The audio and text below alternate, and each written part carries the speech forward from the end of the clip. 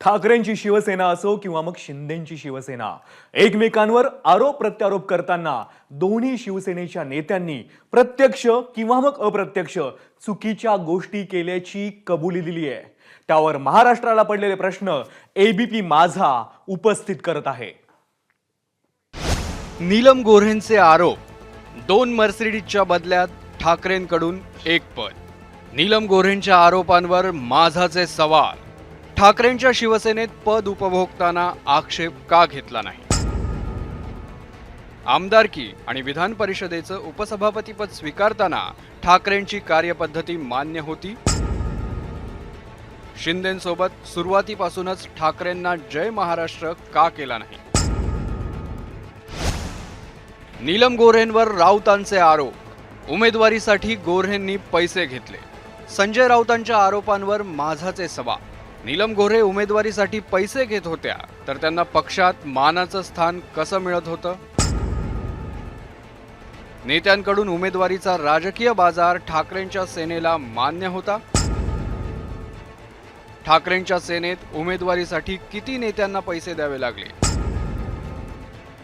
उमेदवारीसाठी पैसे उकळणारे नेते कोण आणि किती? संजय राऊतांचा नीलम गोऱ्हेंवर आणखी एक आरोप, गोऱ्हे लक्षवेधीसाठी पैसे घेतात. संजय राऊतांच्या या आरोपावर माझाचे सवाल. गोऱ्हे लक्षवेधीसाठी पैसे घेत होत्या, तर त्यांना उपसभापतीपदी कायम का ठेवलं? नीलम गोऱ्हेंना उपसभापतीपद देणं हे लक्षवेधीच्या बाजाराचं बक्षीस होतं. विधिमंडळात जनतेसाठी नव्हे तर पैशांसाठी मुद्दे उचलले जातात. नितीन देशमुखांचा नीलम गोऱ्हेंवर आरोप, अकोल्यातील भ्रष्टाचार प्रकरण दडपण्यासाठी आपल्या माध्यमातून 25 लाखांची मागणी. नितीन देशमुखांच्या आरोपावर माझाचे सवाल. भ्रष्टाचाराची प्रकरणं दडपण्यासाठी नेत्यांकडूनच भ्रष्टाचार होतो. नीलम गोऱ्हेंनी 25 लाख मागितल्यावर देशमुख मूग गिळून गप्प का बसले?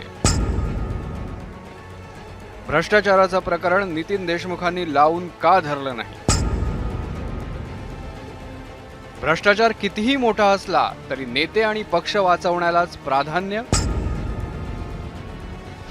विनायक पांडेंचा नीलम गोऱ्हेंवर आरोप, विधानसभा उमेदवारीसाठी पैसे मागितले.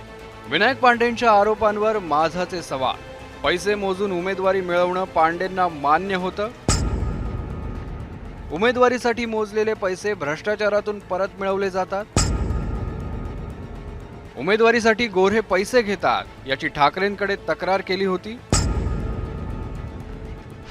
विनायक राऊत, नार्वेकर, सावंत आणि सुषमा अंधारेंना रोलेक्स घड्याळं आणि डायमंड नेकलेस. किशोर तिवारींच्या आरोपावर माझाचा सवाल. राजकीय बाजाराची कल्पना असूनही याच मंडळींची इतकी वर्ष पाठराखण.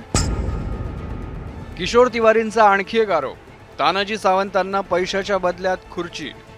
मग शेतकऱ्यांचे प्रश्न मांडणारे नेते अशी ओळख असताना राजकीय बाजारावर मौन का? एबीपी माझा, उघडा डोळे बघा नीट.